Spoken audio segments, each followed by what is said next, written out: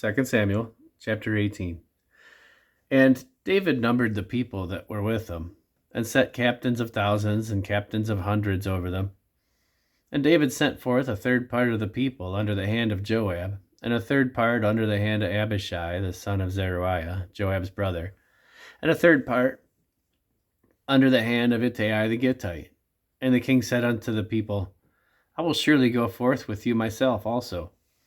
But the people answered, Thou shalt not go forth, for if we flee away, they will not care for us. Neither if half of us die will they care for us. But now thou art worth 10,000 of us. Therefore, now it is better that thou succor us out of the city. And the king said unto them, What seemeth you best, I will do. And the king stood by the gate side, and all the people came out by hundreds and by thousands.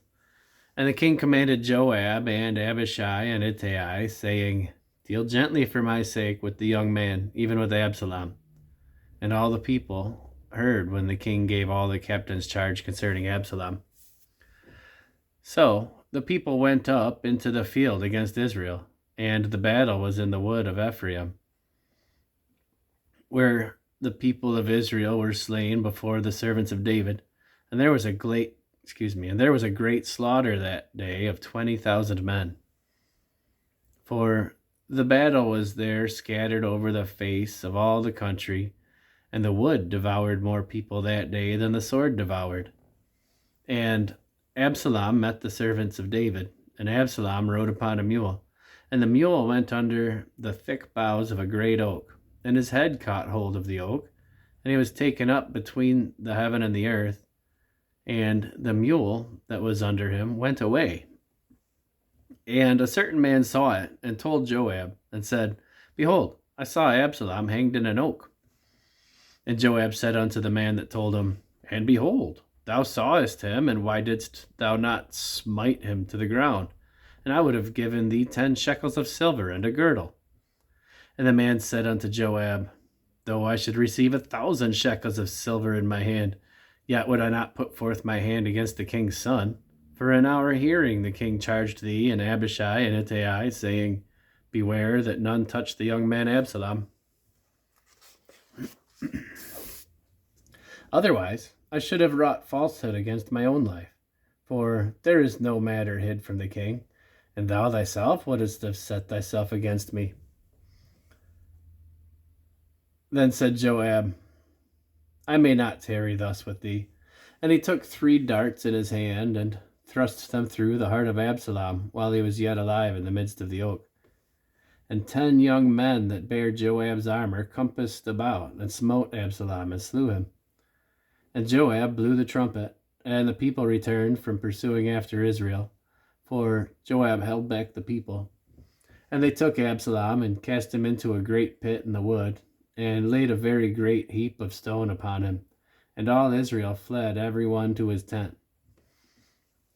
Now Absalom in his lifetime had taken and reared up for himself a pillar, which is in the king's dale, for he said, I have no son to keep my name in remembrance. And he called the pillar after his own name. And it is called unto this day Absalom's place. Then said Ahimaaz the son of Zadok, Let me now run and bear the king tidings, how that the Lord hath avenged him of his enemies. And Joab said unto him, Thou shalt not bear tidings this day, but thou shalt bear tidings another day. But this day thou shalt bear no tidings, because the king's son is dead. Then said Joab to Cushai, Go, tell the king what thou hast seen. And Cushai bowed himself unto Joab and ran. Then said Ahimaaz the son of Zadok yet again to Joab, But howsoever, let me, I pray thee, also run after Cushai. And Joab said, Wherefore wilt thou run, my son, seeing that thou hast no tidings ready? But howsoever, said he, let me run. And he said unto him, Run.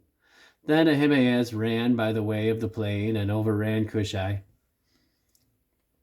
And David sat between the 2 gates, and the watchman went up to the roof over the gate unto the wall, and lifted up his eyes, and looked, and behold, a man running alone.